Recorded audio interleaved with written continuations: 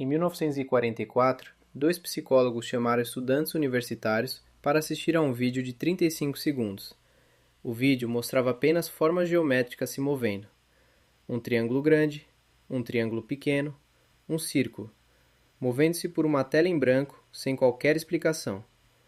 Quase todos os participantes descreveram o que viram como uma história. O triângulo grande era valentão. O pequeno estava tentando proteger o círculo. Havia perseguição, medo, coragem. Havia personagens com intenções. Não havia nada disso. Havia 3 formas geométricas. Seu cérebro não consegue ver o mundo sem transformar o que vê em narrativa.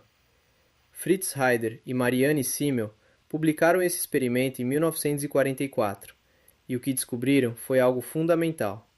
A tendência de criar histórias não é uma escolha, é automática, é compulsória, é o modo padrão de operação da mente humana.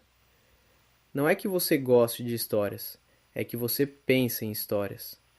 E isso tem raízes muito mais antigas do que qualquer livro ou cinema.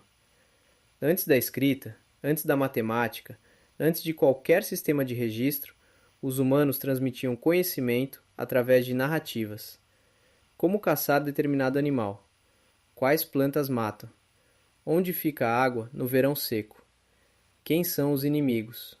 Quem são os aliados? Nenhuma dessas informações sobreviveria geração após geração como uma lista de dados, mas embutida numa história, com personagens, tensão e resolução, ela atravessava séculos. A história não era entretenimento, era tecnologia de sobrevivência. E o cérebro que processava histórias com mais eficiência tinha mais chance de passar seus genes adiante. O resultado, depois de milhares de gerações, é um cérebro que trata a narrativa como uma forma mais natural de organizar qualquer informação. Mas o que acontece no cérebro quando você ouve uma história? O neurocientista Uri Hasson, da Universidade de Princeton, conduziu experimentos colocando narradores e ouvintes dentro de aparelhos de ressonância magnética funcional simultaneamente. O que ele encontrou foi chamado de acoplamento neural. Quando alguém conta uma história de forma eficaz, as regiões cerebrais ativas no narrador começam a aparecer ativas também no ouvinte. Os cérebros sincronizam. Não metaforicamente, literalmente. Os mesmos padrões de ativação aparecem nos 2 cérebros ao mesmo tempo. Isso não acontece quando alguém recita uma lista de fatos. A sincronização só ocorre quando há narrativa com estrutura, personagem e tensão. E tem mais. Estudos de neuroimagem mostram que quando você lê ou ouve uma história descrevendo uma ação física, como alguém chutando uma bola ou abrindo uma porta, as regiões motoras do seu cérebro se ativam. Quando a história descreve um cheiro, o córtex olfativo responde. Seu cérebro não distingue claramente entre viver algo e ler sobre alguém vivendo. Para as regiões mais antigas e emocionais do cérebro, a experiência narrada e a experiência real usam o mesmo hardware. Uma história bem contada é neurologicamente quase uma experiência.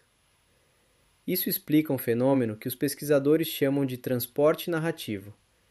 Melanie Green e Timothy Brock mostraram em estudos publicados no Journal of Personality and Social Psychology que quando uma pessoa está imersa numa narrativa, seu pensamento crítico diminui. As objeções caem. A resistência a novas ideias recua. Você não analisa uma história da mesma forma que analisa um argumento. Você a vive. E o que você viveu é muito mais difícil de questionar do que o que você apenas leu. É por isso que propagandas usam histórias, e não dados. Por isso que religiões sobrevivem por milênios através de parábolas, e não de tratados filosóficos. Por isso que um romance pode mudar a forma como você vê o mundo de um jeito que 1000 artigos acadêmicos não conseguem. A história entra por uma porta que o argumento não tem chave. E aqui está o paradoxo que ninguém gosta de admitir. Você acredita que toma decisões com base em fatos, em evidências, em raciocínio lógico.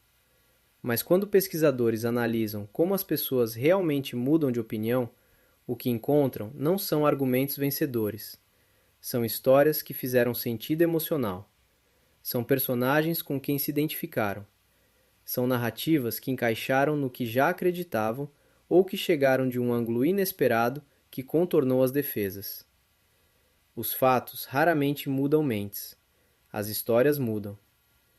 Jonathan Gottschall, em seu livro sobre o animal que conta histórias, argumenta que somos a única espécie que vive dentro de ficções o tempo todo.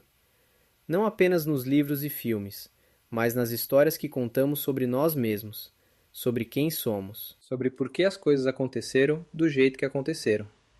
Toda identidade é uma narrativa. Toda memória é uma edição. O que fazer com isso? Primeiro, entender que quando uma história te move, algo real está acontecendo no seu cérebro. Não é fraqueza emocional, é o sistema funcionando como foi construído.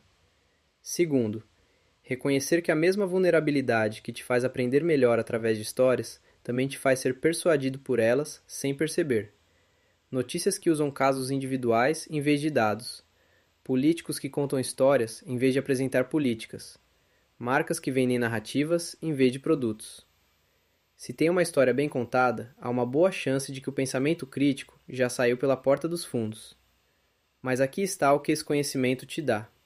Quando você entende que seu cérebro trata a narrativa como experiência real, você pode usar isso conscientemente, para aprender, para lembrar, para se conectar com outras pessoas de um jeito que listas e argumentos nunca conseguem.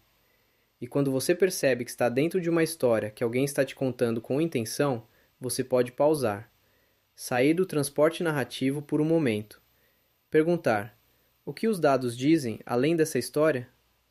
Não para deixar de sentir, mas para não confundir o que sentiu com o que é verdade. Seu cérebro adora histórias porque foi construído para isso. A questão é saber quando deixar ele ser levado e quando segurar as rédeas.